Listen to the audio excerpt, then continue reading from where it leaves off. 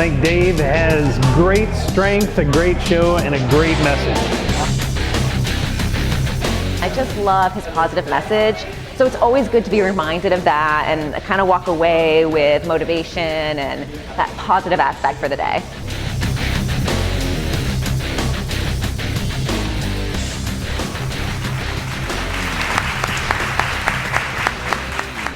And I decided at a very young age that I wanted to be a superhero, or at the very least superhuman. To call oneself superhuman is a bit of a bold claim, and I want to qualify that a little bit by doing some feats of strength. So,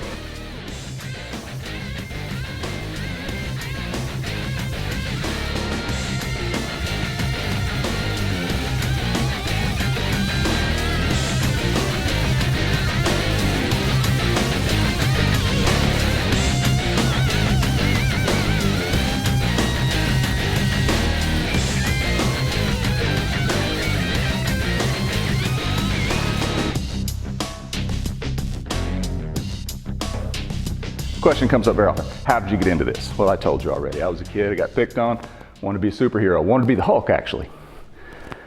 And that was this fantasy thing. And then Lou Ferrigno came on TV one day and it switched in my brain, in my mind. Wait, that's a guy painted green. I knew that it wasn't real, but I knew that he was real. And so in that moment, I went from being inspired to being superhuman or super strong or whatever word you want to use for it, to imagining that it was possible. It became possible for me to do it because I saw that another person had done it. And if you get inspired to do something and a whole bunch of people are like, you're never going to do that, those people aren't doing it. They don't know if you can do it or not. If you talk to people that are doing the things that you want to do, more often than not, they'll say, well, I did it, why can't you? I'd love to help you, right? That's the kind of people that I like to surround myself with, is people who can imagine themselves being, doing, or having more than they currently are. Unreal. It's always unreal. I've seen him do a few things in the past. This is the first like full-blown strongman show I've seen, and it's just crazy. I've watched a lot of his videos and stuff, but to see it in person is just unreal. That's what makes superheroes resonate with us. That's what makes us identify with superheroes. They exemplify qualities that we see in ourselves that we want to improve or that we want to be like. When we're born, we are born with unlimited potential, unlimited promise. There's just every hope and dream in the world is wrapped up in our tiny little bodies that can't move. And somewhere along the way, someone who means well, who cares a great deal about us, starts to set limits on us at a very, very young age. And it feels very secure because we know that someone's looking out for us. Even if we can't consciously explain it, we know that someone is taking care of us. And then we start to get a little bit older and we get more limits set on us because maybe we'll mess up more, I don't know.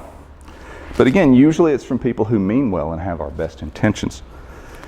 And then we start hearing things like, we don't have the money, or you're not smart enough, or you'll never be good enough. Till you get to the point that you start believing that yourself. And that becomes the dialogue you have with yourself. And then you set an objective for yourself and you shoot it down. You immediately start thinking of all the reasons why you can't instead of the reasons why you will. You're like, well, maybe they're right. Maybe I'm not smart enough. And I don't want to have all those tax problems that come along having a lot of money anyway. And you talk yourself out of it until you get to the point that what was once safe and secure constricts and it's crushing you. And the only way to get out of it, well, you can either let it crush you and die and kill that part of you that's trying to express itself, or you can expand.